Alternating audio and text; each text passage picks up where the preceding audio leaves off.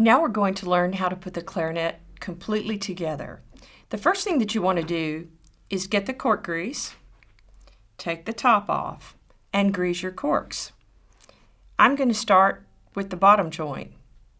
I'll put just a little bit of cork grease onto the cork, and then I'm taking my index finger and gently rubbing it in.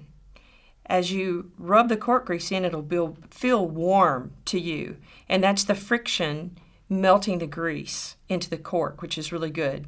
You're going to do that for the bottom joint, and you're going to do that for the top joint. As you're holding the clarinet, be careful not to squeeze too hard because it can bend the keys if you do it hard enough. Okay, so I still have some cork grease on my finger, so I'm going to do the same thing here on the top joint.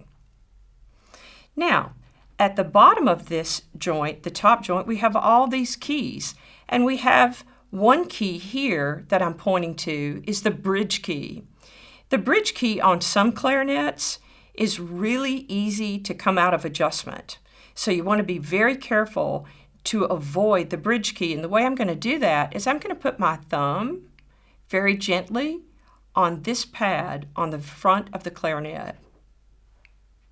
What that's doing is it's moving the bridge key. If you can see, it's moving. Still got cork grease on my finger, and I'm going to very carefully go under the bridge key so as not to damage it. Most instruments are very well made and they're pretty tough, but I have seen rare cases where these can break off. And the last part is the mouthpiece. Put a little bit more. And again, I'm taking my index finger, and the friction is warming it up and causing it to melt into the cork. It's probably a good idea to keep a Kleenex handy or something that you can wipe your hands on after you have greased your corks, because you're going to have cork grease on your hands, and that will make your hands very slippery.